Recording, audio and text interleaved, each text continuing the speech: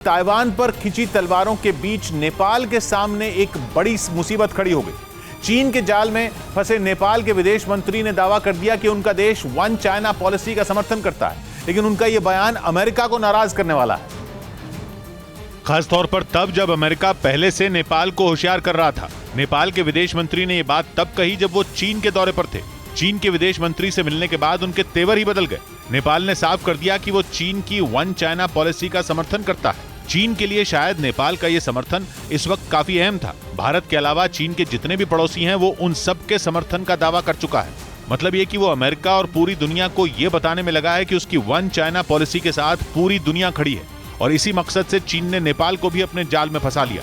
जबकि नेपाल के विदेश मंत्री के चीन जाने से पहले ही अमेरिका ने नाराजगी जताई थी। साफ हो गया था कि नेपाल के सामने चीन और अमेरिका में किसी एक को चुनने का विकल्प होगा, और बड़ी बात यह है कि नेपाल ने अमेरिका और चीन में एक को चुन लिया।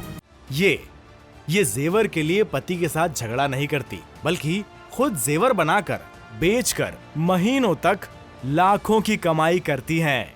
आपको भी कमाना है तो फ्रीडम ऐप को अभी डाउनलोड कीजिए। नेपाल ने अमेरिका को नाराज कर दिया, हालांकि इसकी वजह भी साफ हो गई। पता चला कि अलग अलग योजनाओं के लिए नेपाल को चीन 1,500 करोड़ रुपए की सहायता देगा। सड़क और शिक्षा के अलावा टूरिज्म बढ़ाने पर भी कई समझौते चीन और नेपाल के बीच होने की खबर आई। यह भी पता चला कि कोरोना वायरस से लड़ने के लिए नेपाल को फ्री वैक्सीन और कई मेडिकल उपकरण देने का भी वादा किया गया। लेकिन चीन को क्या मिला वो भी अहम है। चीन दावा कर रहा है कि दुनिया के 160 देश अब वन चाइना पॉलिसी का समर्थन कर रहे हैं, और इन 160 देशों में दुनिया की 80% आबादी है। मतलब यह कि दुनिया को चीन बता रहा है कि ताइवान पर दुनिया की 80% आबादी चीन के साथ है। यानी ताइवान पर अमेरिका और उसके सहयोगी देशों का पलड़ा कमजोर करने की कोशिश हो रही है।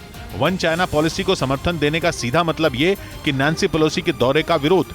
ताइवान पर तनाव में अभी रत्ती भर भी कमी नहीं आई है। एक तरफ चीन लगातार मिसाइलें दागने का अभ्यास कर रहा है, अमेरिका की फौज अलर्ट मोड पर है और बस इशारे के इंतजार में है। दूसरी तरफ ताइवान की सांसें ऊपर नीचे हो रही हैं, जबकि नेपाल एक ऐसा मुल्क है जिसकी दोस्ती अब तक चीन और अमेरिका दोनों से रही है। अमेरिका से नाराजगी मोल लेने की कोई वजह नेपाल के पास नहीं थी, लेकिन चीन से मिले चंदे ने नेपाल की सरकार के तेवर बदल दिए। इसीलिए अब नेपाल की तुलना सीधा इमरान खान से होने लगी है, जो यूक्रेन में जंग छिड़ने के वक्त मॉस्को में थे। मॉस्को पहुंचने के पीछे उनका इरादा और मकसद कुछ भी रहा हो, लेकिन पुतिन के साथ उनकी मुलाकात ने पाकिस्तान को अलग थलग कर दिया था। जिसकी सबसे बड़ी वजह यह थी कि इमरान खान की पुतिन से मुलाकात का दिन 24 फरवरी था, वही दिन जब यूक्रेन में पुतिन की फौजें दाखिल हुई थी। दुनिया के सामने जब इमरान और पुतिन की तस्वीर आई तो साफ हो गया कि पाकिस्तान रूस के साथ खड़ा है। हालांकि बाद में इमरान खान की कुर्सी भी चली गई। अब नेपाल की सरकार के साथ भी हालात कुछ अलग नहीं है। नेपाल की सरकार को जब अमेरिका के राजनयिकों की तरफ से सख्त संदेश मिला तो नेपाल ने भी सफाई दी। नेपाल का कहना यह है कि विदेश मंत्री का चीन दौरा तो पहले से तय था। जब नैन्सी पेलोसी के दौरे की चर्चा शुरू भी नहीं हुई थी तभी मुलाकात तय हो चुकी थी। मतलब ये कि अमेरिका और चीन की ताजा तनातनी से नेपाल का लेना देना नहीं है।